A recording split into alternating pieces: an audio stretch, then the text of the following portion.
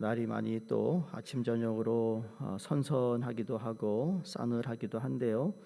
여름이 다 갔나라는 싶을 생각입니다.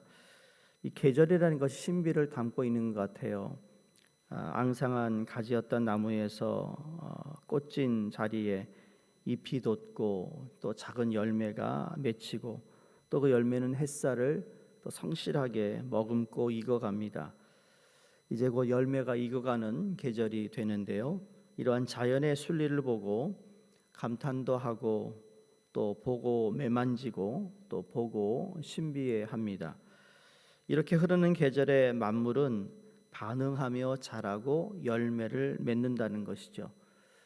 사람은 하나님이 만드신 모든 피조물이 내어놓은 열매를 수확하고 먹습니다. 이게 은총이죠. 룻기에는 1장에 보시면 비극적인 나오미와 룻의 이야기가 시작이 됩니다.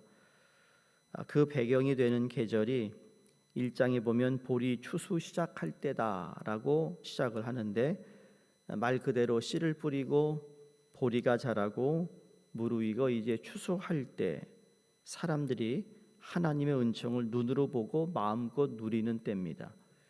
1년 열심히 일하고 가을 추수가 되었을 때 내가 수확하는 것들이 무엇인가를 보면 참 내가 그래도 열심히 살았구나. 또 더 나아가서는 하나님께서 우리에게 참 은총을 베풀어 주셔서 이 모든 수확을 거두게 하셨구나. 그래서 감사의 절이 있다고 생각합니다. 룻기 1장에서 시작이 되어서 오늘 룻기 3장에 보면 이제 그 풍경들이 이어지고 있습니다.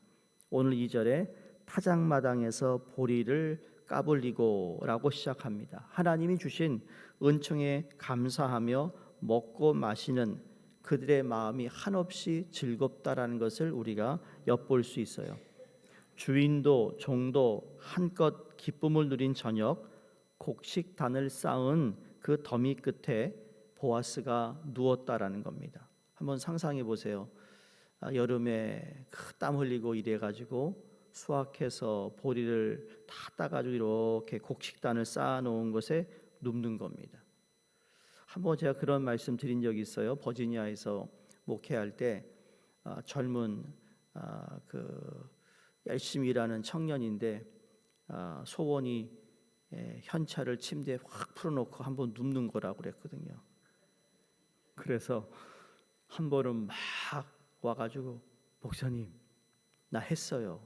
뭘 했는데 한번 해봤어요. 근데 아직 모자란 것 같아요. 근데 100불짜리 쫙 침대에 뿌려놓고 누워봤대요. 기분이 어떠냐 그랬더니 좋죠. 그러니까 단을 쌓아놓고 선선한 바람이 불 때 보아스가 그 단 거기에 확 누워 있었다는 얘기예요. 지금 그것을 표현하고 있습니다. 자, 그랬을 때 참 그 모든 사람들이 그냥 다 누웠던 것 같아요. 이 주인만 누운 게 아니라 이제 다 수확을 거둔 다음에 누운 모든 그 집안 식구들을 생각해 볼 수 있다라는 거죠. 감사와 즐거움이 절정에 이르는 밤입니다. 그 보아스의 곁에 시어머니의 명령을 받은 룻이 그 보아스의 발꿈치 밑에 아래에 누워 있었다. 베들레헴에서 근래 가장 곤란하고 어려운 처지인 룻이 베들레헴에서 가장 즐겁고 풍족스러운 보아스의 곁에 누웠다. 이건 우리에게 주는 상징이 큽니다. 마르다와 마리아가 기억하시죠? 마르다는 예수님 위해서 열심히 부엌에서 만들고 있었어요. 근데 마리아는 어디 아래에 앉아 있었죠? 예수님의 발 아래, 또 예수님의 그 발 옆에 앉아 있었어요. 그 표현이 오늘 보아스와 룻의 표현과 같다라는 거죠. 그러니까 평화를 주고 안심을 주고 내게 이 모든 것을 수확해 하신 그 장본인이 바로 보아스인데, 이게 오늘 시작에 와서는 그 보아스가 상징적으로 신약의 예수 그리스도가 된다는 겁니다. 그러니까 2장에서 살펴보았지만 보아스는 룻이 이삭을 주울 때부터 그녀의 처지를 알고 도왔다 그랬어요. 곡식단 사이에 이삭을 줍게 했고 심지어 곡식 다발에서 일부터 뽑아버려 룻이 가지고 갈 수 있도록 도왔습니다. 근데 그뿐만이 아니죠. 지금은 먼 발치에서 도울 때와는 상황이 다릅니다. 곁에 누운 룻이 보아스에게 당신의 기업을 물을 자라고 말합니다. 당신이 기업을 물을 자다. 여기 기업을 물을 자라는 건 레위기 25장과 신명기 25장의 그 율법에 따르면 친족인들 가운데 이 가문의 땅을 찾아 주어야 하고 아들이 없는 가부에게 다시 결혼해서 그 가문의 후손을 이어주는 자가 기업 물을 자입니다. 자기 돈을 들여 그들의 터전을 찾아주고 자기 가족으로 맞아 그들의 가문을 세우는 일은 먼 발치에서 후원금을 보내는 일과는 본질적으로 다른 겁니다. 기업 물을 자가 된다는 것은 그의 가문을 책임지고 그리고 그 일을 위해 기꺼이 나를 희생하는 일입니다. 어려운 일을 돕는 일이 아니라 그 어려움을 함께 짊어지는 일을 해야 된다는 것이죠. 그 당시 이스라엘에서 과부는 땅을 소유할 수가 없었습니다. 왜냐하면 과부는 땅을 소유할 법적인 자격이 없다고 생각하기 때문입니다. 그래서 남편이 아들을 낳지 못하고 아내만 남겨놓고 세상을 떠나면 자동적으로 그 땅은 시족이나 다른 사람에게 넘어가 버립니다. 그러니까 이스라엘에게는 돈이 있어도 땅을 살 수 있는 게 아니었어요. 특히 과부에게는. 과부가 자기 민족의 땅을 되찾으려면 반드시 아들을 낳아야 했던 겁니다. 그러면 누군가가 이 과부에게 아들을 낳아 주어야 하는데 누가 그런 일을 하겠느냐라는 거예요. 왜냐하면 하나님이 예외로 허용하신 법이 죽은 사람의 형제 중에서 과부를 통해 아들을 낳아줄 수 있는 사람만 있다면 그 과부가 모든 것을 다 회복할 수 있는 기회를 만들어 놓으셨지만 그렇게 하는 사람은 없다라는 거죠. 한다면 형제 중에 그럴 만한 사람이 없으면 친족 중에서 가장 가까운 사람이 그 일을 할 수 있다라고 합니다. 근데 이게 보통 어려운 일이 아닙니다. 뭐가 답답하다고 과부된 사람을 위하여 아들을 낳아주고 자신의 돈으로 땅을 사서 그 과부에게 주겠습니까? 더군다나 룻은 이방인 여인이에요. 근데 나오미는 하나님의 뜻을 하나님이 룻을 믿음으로 이곳까지 오게 하셨다라는 이 시어머니의 믿음이 있었어요. 그리고 보리 이삭을 주라고 데리고 오는 거에 대해서도 이건 그냥 룻이 나를 따라와서 그의 인생이 보리 아니면 이삭 이걸 주는 것을 삶을 살기 위해 이 땅으로 보내신 건 아니다라는 것을 나오미는 알고 있었다라는 거죠. 다시 말해서 하나님의 섭리는 단지 내가 먹고 사는 것만 위해서 나를 부르신 것이 아니다라는 것을 깨닫고 있었다라는 거예요. 나오미는 하나님이 룻에게 가장 좋은 것을 주실 줄을 믿었습니다. 그래서 1절에 보시면 너를 위하여 안식할 곳을 구하여 너를 복되게 하여야 하지 않겠느냐. 야, 네가 남편이 죽고 너의 고향으로 너의 부모 집으로 돌아갈 수 있는 그러한 법적으로 당연히 그래야 되는데 나를 따라와 이렇게 와서 고생을 하고 있는데 내가 할 수 있는 게 뭐가 있겠어? 네가 복되기를 바라는 거 난 그것만 바랄 뿐이다 라는 얘기를 하고 있습니다. 그러니까 나오미에게는 믿음이 있었어요. 룻에 대한 믿음이 아니라 하나님에 대한 믿음이 있었다라는 거죠. 이러한 룻을 하나님이 책임져 주실 것을 믿었다라는 거예요. 성도들 이게 믿음인 거예요. 이게 이런 믿음을 가져야 된다는 거죠.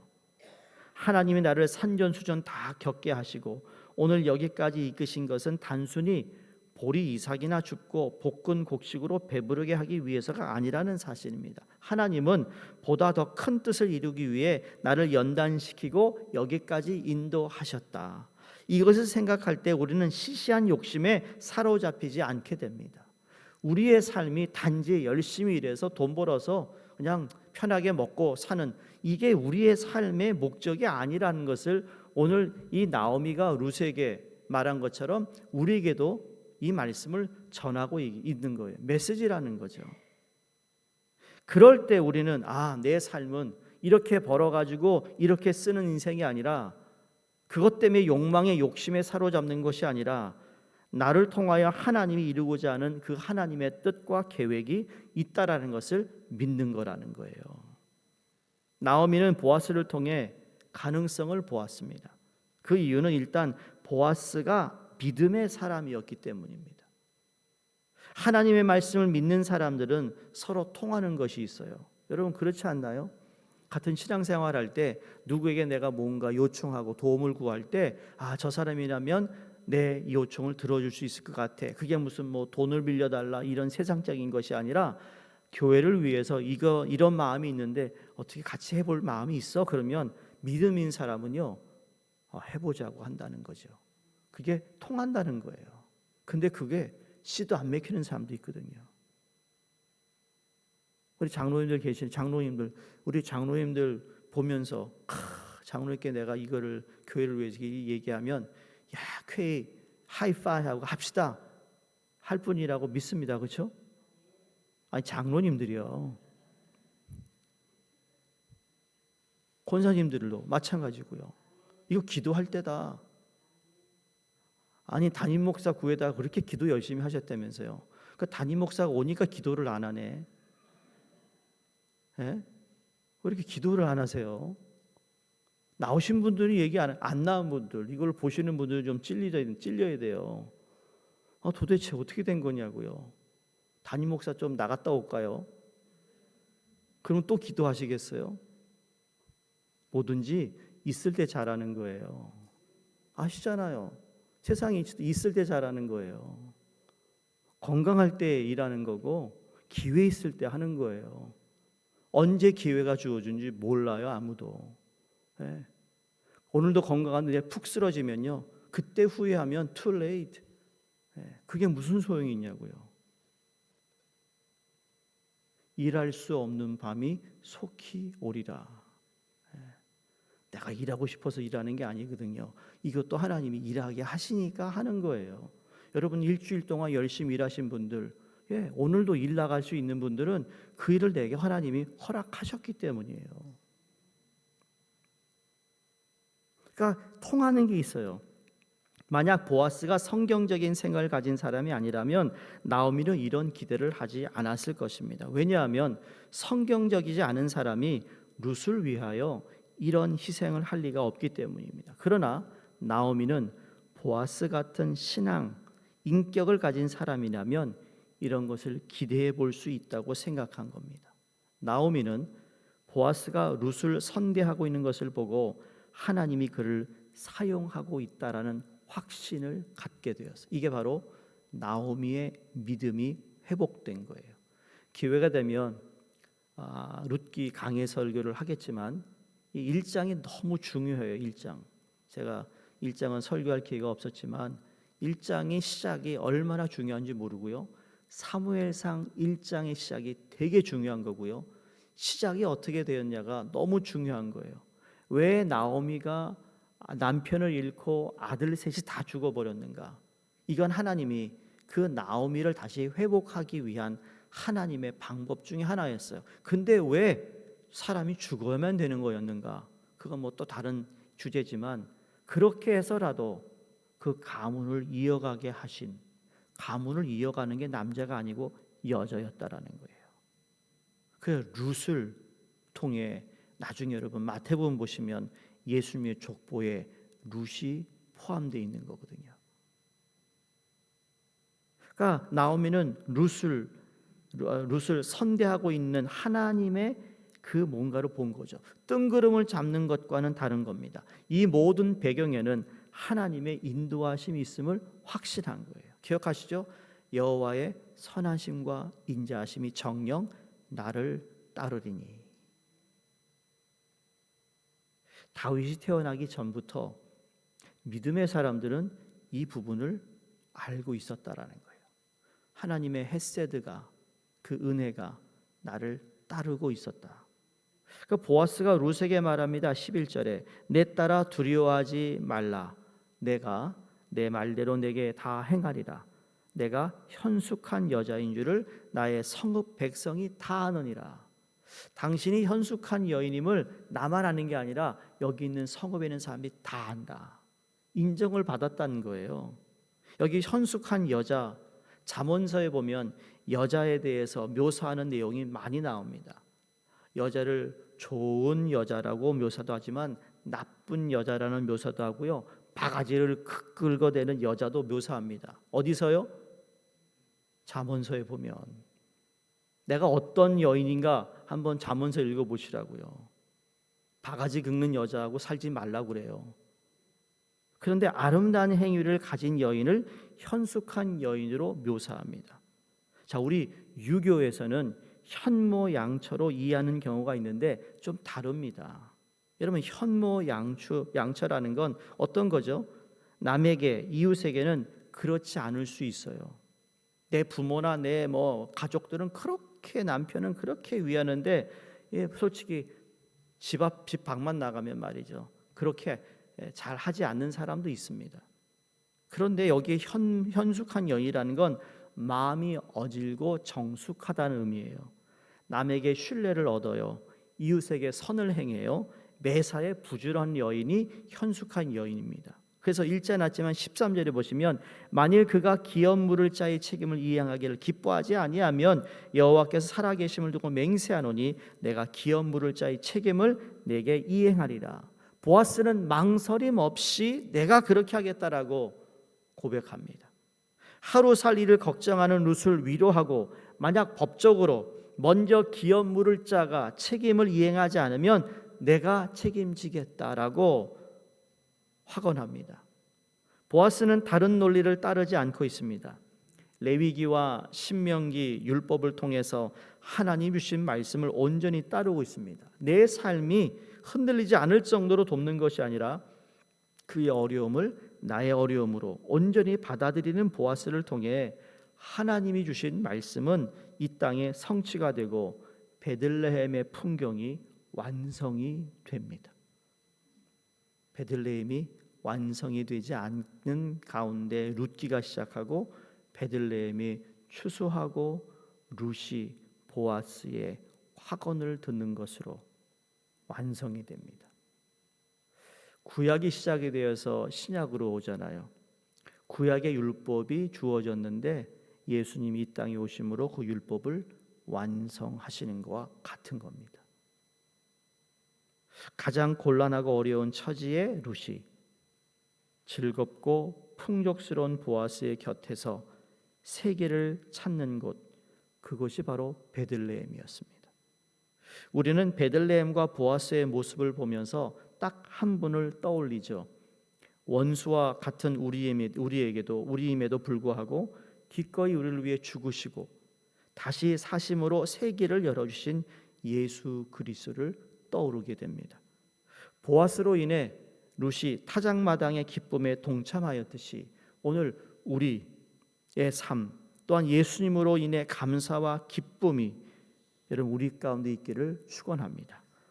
우리가 예수님 때문에 주어진 많은 은총들을 생각하며 내게 주어진 삶의 환경을 생각하며 또 앞으로 하나님이 나를 통해 완성하실 것을 우리가 생각하며 하나님 감사와 기쁨에 동참하게 하옵소서. 그 동참함을 통하여서 내게 주시는 평강이 여러분 우리 가운데 특히 이제 가을에 수확을 얻는 이 계절에 하나님의 풍성한 은혜가 있기를 주의 이름으로 축원드립니다.